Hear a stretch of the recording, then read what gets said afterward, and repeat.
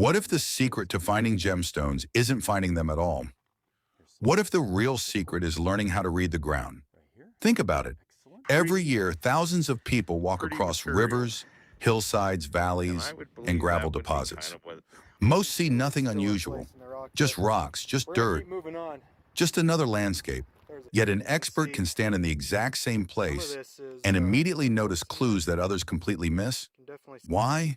Because experts don't search for gemstones first. They search for evidence. And that's the difference that changes everything. The landscape is constantly speaking. The question is whether you know how to listen. Today, you're going to discover how experts read the ground differently and why the landscape may already be telling you where gemstones are hiding. Stay with me, because one of the most powerful techniques appears near the end, and once you learn it, you'll never look at the ground the same way again. The biggest mistake beginners make when most people start looking for gemstones, they focus on the gemstone itself. They imagine spotting a ruby, a sapphire, an emerald, a beautiful crystal shining in the sunlight. But here's the problem. Gemstones are usually rare. The clues leading to them are not. In fact, you may walk past hundreds of clues before ever finding a single gemstone. Experts understand this. That's why they rarely ask, "Where is the gemstone?" Instead, they ask, "What geological story happened here?" That single question changes everything, because every gemstone deposit is the result of a process, and every process leaves evidence behind. The ground remembers, the landscape remembers, the rocks remember. Even a small pebble can preserve part of that story, and experts know how to read that memory. Clue number one, experts read movement. Imagine standing beside a river. Most people see water flowing downstream. Experts see transportation. Every stone around that river has been moved, sorted, dropped, and concentrated by flowing water. Immediately, questions begin forming. Where did these rocks originate? How far did they travel? What materials are heavy enough to remain here? What might be hiding beneath this gravel? And perhaps, most importantly, what forces place these materials exactly where they are today? Notice what's happening. The expert isn't searching randomly. They're analyzing movement, because gemstones rarely stay exactly where they form. Nature moves them, rivers move them, floods move them, gravity moves them. Sometimes a gemstone's current location is only the final chapter of a much longer journey. And if you understand how materials move, you can begin predicting where they accumulate. But movement is only the first layer. The next clue is even more important. Clue number two, experts read weight. Here's a question. If you place a feather and a stone into flowing water, which one settles first? The stone. Simple. Now apply that same idea to nature. Water constantly sorts materials according to weight. Light materials travel farther. Heavy materials settle sooner. Experts know this. That's why they pay close attention to black sands, heavy mineral concentrations, and dense gravel layers. These materials are evidence. Nature has already done the sorting, and whenever heavy materials accumulate, experts ask a critical question. What else may have settled here? Because heavy minerals rarely travel alone. That question alone has led to countless discoveries.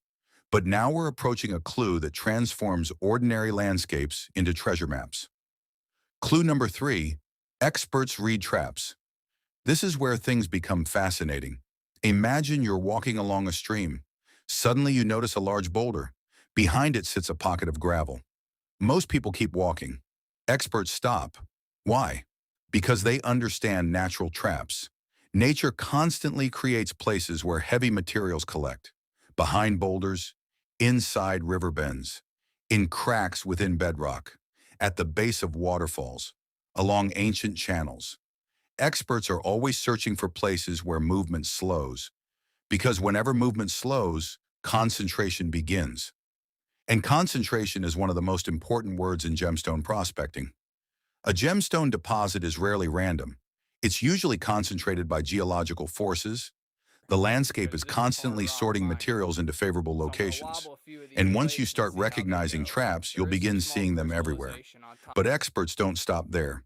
They read something even deeper. Clue number four, experts read rock types. Look down. What kind of rock are you standing on?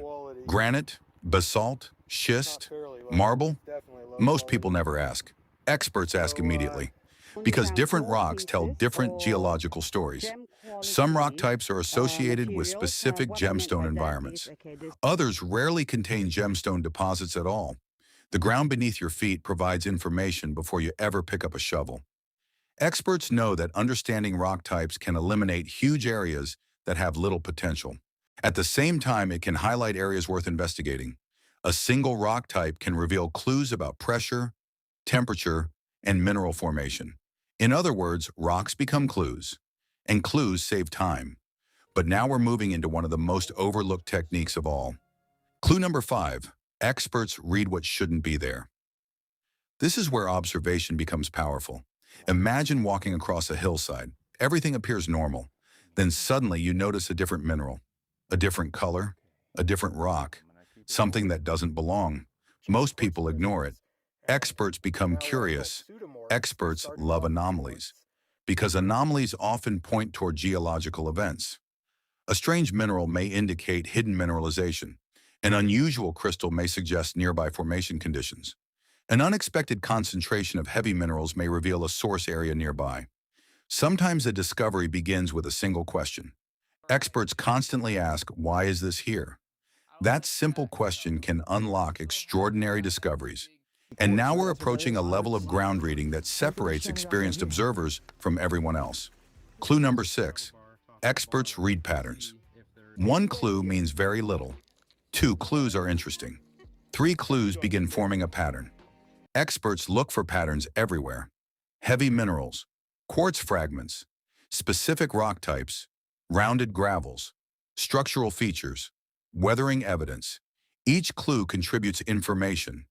But when multiple clues appear together, the landscape begins speaking clearly. Imagine finding heavy mineral sands, exposed bedrock, quartz veins, rounded gravels, geological disturbance, all within one area. Suddenly, the evidence becomes difficult to ignore. Now you're no longer looking at isolated clues. You're looking at a system.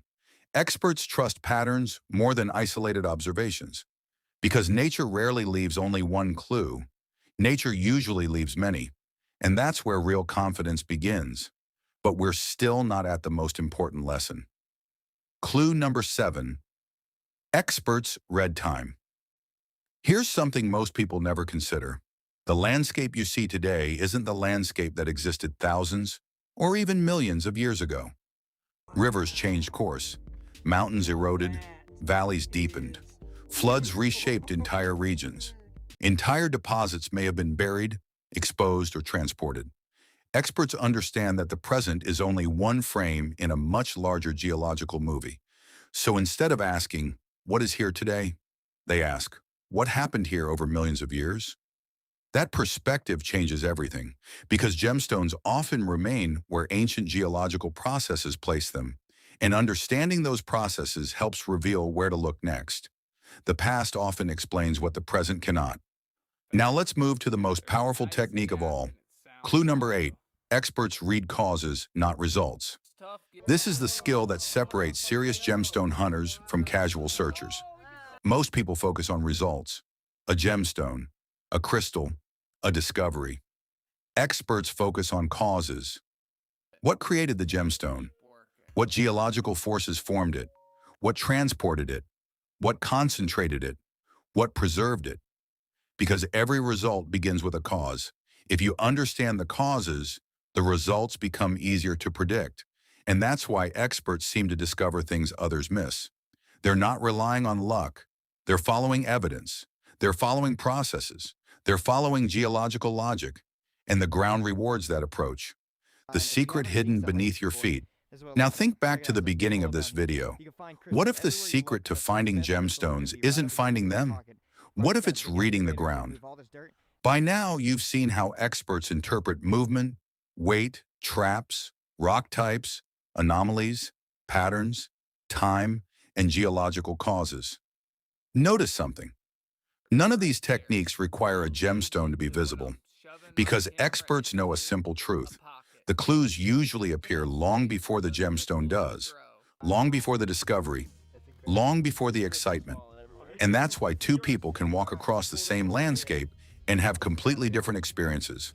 One sees dirt, the other sees evidence. One sees rocks, the other sees a geological story unfolding. One sees nothing, the other sees possibility.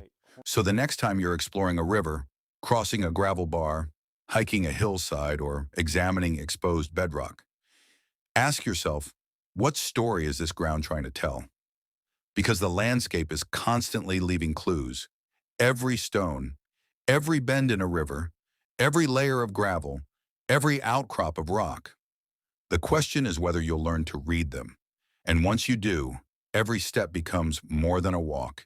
It becomes an investigation, a puzzle, a search for evidence, a conversation with the landscape itself, and perhaps the beginning of your next gemstone discovery.